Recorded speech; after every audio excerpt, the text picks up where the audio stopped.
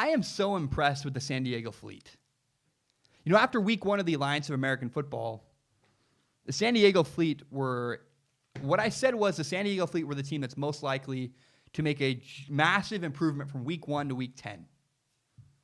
I thought they were really, really going to get better throughout the season, and it looks like I was right.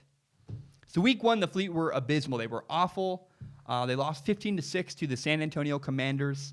They had numerous sacks, a bunch of missed assignments. Their quarterback played really bad. And all around, the San Diego Fleet looked like a mess week 1. Now, in week 2, they simplified things tremendously. They made a quarterback change to Philip Nelson.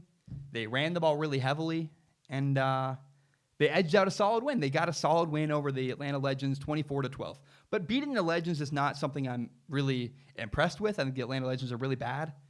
But they looked a little better week 2. They made some better strides. They ran the ball heavily. They needed to rely on the run to move the ball on offense, but it was a good performance. It was something to be proud of.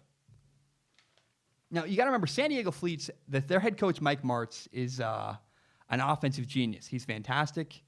His system relies, though, heavily on really small details. Mike Martz expects a lot mentally from his players. You know, some systems say line up, will beat you physically. That is not what Mike Martz does. He really wants to outsmart you. He wants your guys to line up properly, run very specific plays, and it takes time to build cohesion in a system like that. Now, week 3, the San Diego Fleet made a statement. They put it all together. They played the San Antonio Commanders. If you remember, that's the team the Fleet lost to week 1. And this time, it looked like the San Diego Fleet were very much improved. It looked like really a different team altogether. They beat the San Antonio Commanders 31-11. They had 2 long touchdown runs. They had a pick 6. Their quarterback, Philip Nelson, was fantastic. And it was really, really cool to watch a team like the Fleet completely transform their style of play from throwing the ball every play to running the ball heavily and picking their spots when to throw the ball and playing a really good finesse game. But here's something that no one's talking about, and probably no one will ever talk about again. There's this forgotten moment in this game that, and 20 years from now, no one will talk about this. But week 3, the Alliance of American Football, San Antonio Commanders at the San Diego Fleet. The very first play from scrimmage, San Diego's quarterback, Philip Nelson, threw an interception. The San Antonio defense rolled their coverage, and Philip Nelson did the one thing you can't do. The corner was sitting over the top, waiting for a deep ball. He threw the ball up right into the cornerback's hands. That was one play. One play, they already threw an interception, and it got worse. The second play, the San Antonio Commanders threw something like a 50-yard touchdown pass. So 2 plays in, 11 seconds into the game, it was 6-0 after the 2-point conversion. It's been 3 plays, 8-0. They're already losing. And at this point, you're losing, not only losing to a team, you're losing, San Diego Fleet were losing to the team that kicked their butts week 1. It would have been very easy for them to say, it's going to happen again, and give up. But they kept fighting. And not only did they keep fighting, they won 31-11.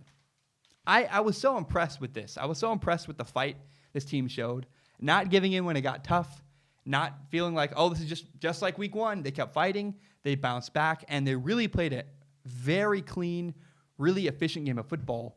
And I just want to say I'm really, really impressed with the way the San Diego Fleet have progressed this season. And I really wonder how big a stride can they make from week 4 to 10, because week 1 to 3 was a massive jump. Could they become one of the better, more competitive teams in the league? I don't know. But if they play like they did week 3 all season, they're going to make a lot of waves and a lot of noise in the Alliance of American Football. My name is Zach Schaumler. This is my podcast, Strong Opinion Sports. It is my favorite thing in the entire world. And I want to ask for your help. I want this show to grow. I want more people to watch and more people to listen to this podcast. My dream is to do this show as my full-time job. I want to own it myself. I want to do it on the internet and have complete control. I don't want to do it for CBS or ESPN. I don't want to work for a big network. I want to own it myself. And if you believe in that dream, please do me a huge favor. Help me grow by telling your friends about this podcast. Share it on Facebook, share a link on Twitter, maybe you screenshot it, put it on Instagram. I don't have a marketing strategy beyond this. This is all I have. You know, a lot of people, one of the most common comments I get on YouTube is, you have great content. We love your stuff. You deserve more viewers. What you should do is you should buy ad spaces on Facebook or Twitter or promote yourself and buy ads. I have no money. I am a broke college kid.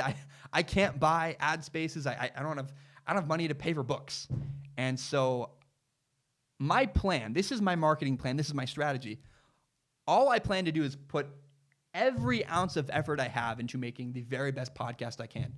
I believe if I make a great product that people believe in, that people like, then they will share it with their friends. And so if you agree with that, if you believe in the show, if you like what I do, please do me a huge favor. Tell your friends about it. Help me grow by telling your friends about this podcast.